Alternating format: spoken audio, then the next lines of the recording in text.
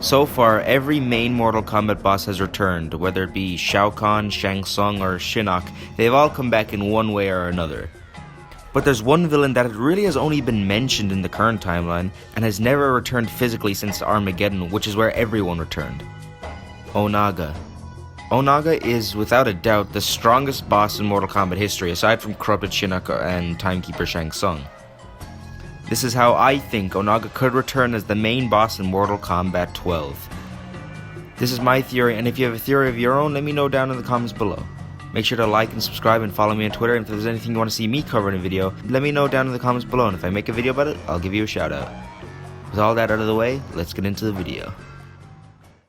Before we get into how Onaga can return, we need to know who was Onaga in the first place. I know most of you probably will know who Onaga was, but just in case you're watching this and you don't know who Onaga is, Onaga the Dragon King was the former Emperor of Outworld. There's not a lot known about Onaga, but we do know his army was insanely powerful because whenever one of his soldiers were killed in war, Onaga could just revive them because he had the power to resurrect people.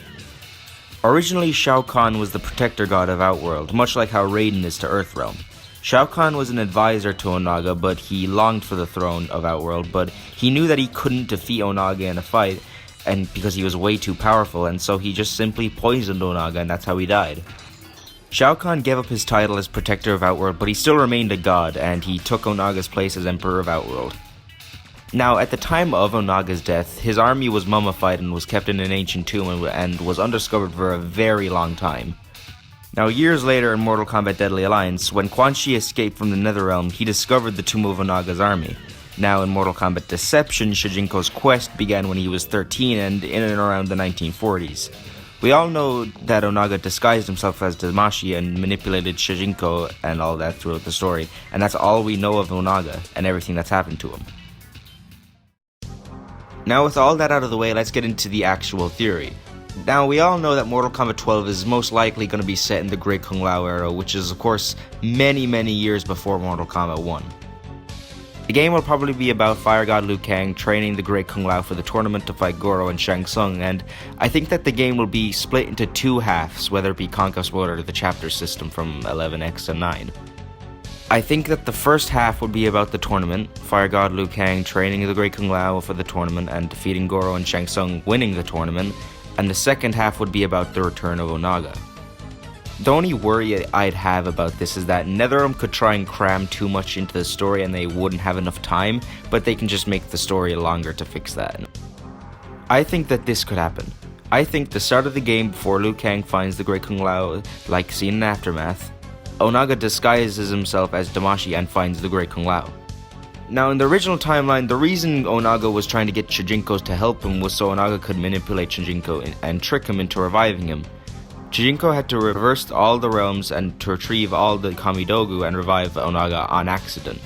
Now, at this point in the Mortal Kombat timeline with the Great Kung Lao era, Shujinko isn't alive. This is much before that era. So I think before Liu Kang finds Kung Lao, Onaga disguises himself as Damashi, convinces Kung Lao to help him and retrieve all of the Kamidogu. Now, the reason Shujinko accepted this quest from Damashi in the first place was because Damashi claimed it was a quest from the Elder Gods, and you could use that reason as well on the Great Kung Lao. And Damashi could tell Kung Lao not to tell anyone about this, and that's why Liu Kang doesn't know about it throughout the story. And one last point I want to talk about is this. In a lot of Liu Kang's endings, it talks about him settling down with Kitana and living a life of peace. So how about this? After Liu Kang trains the Great Kung Lao and after Liu Kang wins the tournament, Liu Kang decides to settle down and retire with Kitana. Now, of course, Liu Kang wouldn't know after this that the Great Kung Lao would go off and complete the quest for Damashi. Now, after it was completed, Onaga would re-emerge, of course, and Liu Kang would be forced to come out of retirement and stop Onaga. Hell, you could even have him ask Ermac to help him like in the original timeline, which I think would be really cool, and Ermac and him could team up to stop Onaga. So if my theory is somehow correct, the Mortal Kombat 12 story could go something like this.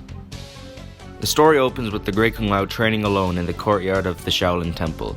Out of nowhere, Damashi appears and tells Kung Lao he's been selected to go on a quest for the Elder Gods. After a while of talking to Damashi, he eventually convinces Kung Lao to go on the quest.